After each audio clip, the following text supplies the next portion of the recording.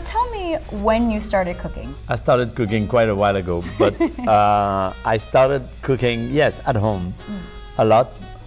You know, my grandmother, my family, we always were a minimum of 8 around the table. We were 5 siblings, plus my parents and my grandmother. The table was extremely animated, always a lot of food, breakfast, lunch, dinner. And what did your grandmother and your mother cook that you remember? At lunch, there'll always be a salad, and mostly a green salad with a very garlicky vinaigrette. And in the spring, they will be with spring potatoes and some maybe we were making goat cheese, so we had fromage blanc or things like that. And then after, there will be a roast. There will be a roast or there will be a braise. So when did you start cooking? Was it with your family? Was it when you first went to work? I never put the relation of cooking at home and being a chef. Right. Till I wanted to quit school and start cooking. I knew then there were a lot of famous chefs in Lyon, and Paul Bocuse being one of the leaders. And I wanted to work in a great restaurant. And what chefs were some of your early inspirations when you started your career? Well, what was amazing is I was in Lyon, and the restaurant I was working was a footstep from Les Halles, the main market. So you had Paul Bocuse, you had Alain Chapelle, Trois Gros, and then the chef of Lyon, Nandron, Roucou, Bourillot. And I think if we ever call Lyon the capital of gastronomy in France, is because they were really, Lyon was the mecca of cooking. And so you have a new book coming out, and we are cooking a recipe from this book. Yes. Tell me a little bit about the recipe that we're going to be cooking today. Well, the new book, it's called Daniel, My French Cuisine. And my French cuisine, because I think after all the years here in New York, I couldn't take the French out of me. And yet, it is about the cuisine I make here in New York as well. So Restaurant Daniel. So the book is made of 3 parts. One part is about Restaurant Daniel.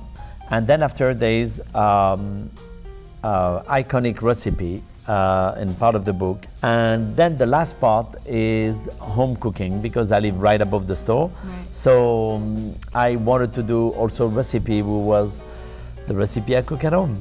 And then this is the chicken casserole, which I'm doing for you today. And that's with, it's basically 1 pot meal of a chicken, tarragon, tomato, and shallots, cooked in a vinegar vinegar sauce. You find that in many of the Bistro, Bouchon, and all the Lyonnais restaurants. And I started cooking that, I was 15. Wonderful. Well, will you show us the steps? Yes. We're gonna make a poulet à lEstragon, which actually is a fricassee of chicken.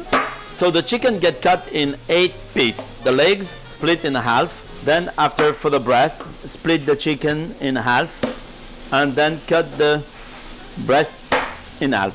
So the chicken gets seasoned with salt and pepper. And I have the perfect pot here, this cast iron pot, where I already roast 1 chicken, and this is the perfect pot to cook 2 chicken. And we roast the piece of chicken nicely on the skin side first. So the chicken gets roasted in a little bit of olive oil. You want to cook the chicken until the skin get a nice color on both sides. It'll take about 5 minutes, 5 to 7 minutes, depends on the heat. So at that point, now we can add the pearl onion, the shallots as well, and let the shallots and the pearl onion roast around the chicken nicely. Then we add a little bit of flour over the chicken and a little bit of tomato paste scattered a little bit around, and mix that nicely with the hot oil underneath. So you let the flour toast a little bit on the bottom of the pot and wrap around the pieces. Then I have a vinegar, which is a tarragon vinegar, and that will deglaze the whole chicken like this. So you let the vinegar evaporate nicely, and then we add the chicken stock